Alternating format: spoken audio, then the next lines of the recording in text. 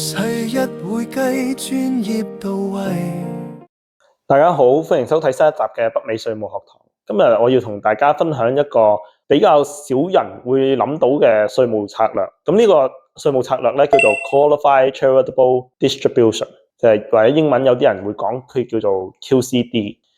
咁呢一條片嘅內容主要目的就係話有啲人咧，佢哋因為要面對 Required Minimum Distribution 嘅問題嘅，咁佢就需要喺佢哋嘅 traditional retirement account， 即係話佢哋 traditional RA 或者 traditional 401k 入邊攞一啲錢出嚟去滿足政府嘅要求。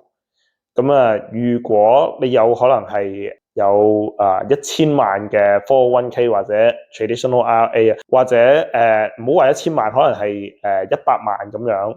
咁你個 requirement minimum distribution 咧，有可能咧係高到係1萬或者10萬咁樣。咁視乎每個人嗰個情況而定，因為 requirement minimum distribution 咧係有一個 table 由 IRS 提供去點樣計呢一個 amount 嘅。咁呢一個 amount 咧，你攞咗之後咧係唔可以再放翻入去呢啲 traditional retirement account 入邊嘅。咁所以呢一個 amount 你就要攞出嚟計成你個 taxable income。咁去到你嗰個稅表度有其他影響。我今日介紹呢一個叫做 Qualified Charitable Deduction 咧，究竟點樣可以幫到你慳稅咧？首先大家要知道幾樣嘢嘅。第一，你嗰個 Social Security Benefit may be taxable。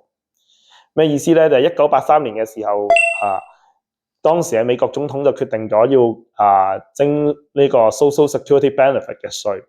咁好多時候大家就會話咧，稅後嘅錢係應該免稅嘅，因為Roth IRA 入邊都係提供同樣嘅概念。咁喺 Social Security Benefit 入邊咧，因為你哋一早已經交咗Social Security Tax， 咁 Social Security Tax 呢筆錢咧係 After Tax Money 嚟。咁所以理論上咧，呢一個 Social Security Benefit 咧係唔應該交稅嘅。但係而家喺1983年之後啦你收入如果單身嚟講係超過咗32000蚊嘅話咧，你嗰個 Social Security Benefit 有85%嘅部分係 subject to income tax 嘅。點樣去壓制呢一個 income 咧？就係需要透過呢一個叫做 Qualified Charitable Distribution 嘅過程啦。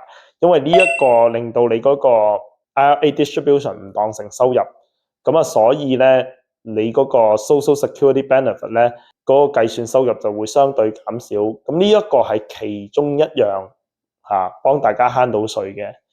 當然啦，你嗰個 Qualified Charitable Distribution 本身已經唔當成收入啦。咁呢一個亦都慳咗大家嘅 income tax 嘅。當老年人嘅時候咧，大家可能咧就比較着緊一啲關於 Medicare 嘅保險。Medicare 呢一個保險咧，其實咧佢會係查翻你2年前嘅收入嘅。如果你有呢個 QCD 咧喺度咧，其實佢可以幫你壓低咗一個叫做 IRMA 即係 IRMMA， 咁係全稱就係 Income Related Monthly Adjustment Amount。如果你有嗰個 Traditional Retirement Account 嘅話咧，你選擇咗做 RMD 嘅話咧，咁呢啲其實都會影響咗你個 IRMA。即係你個收入越高，你俾出去個保費就越高，因為政府嘅補貼亦都會隨之減少。所以 QCD 呢一個方案咧，其實佢可以幫你第一減走咗你嗰個 Requirement Minimum Distribution 嘅 Income Tax。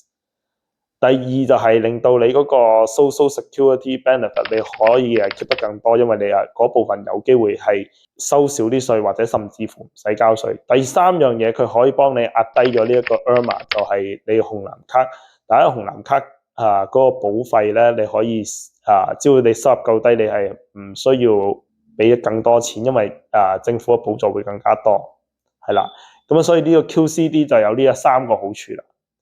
如果大家覺得今集嘅內容係有用嘅話，歡迎大家 like、subscribe 同 share，多謝。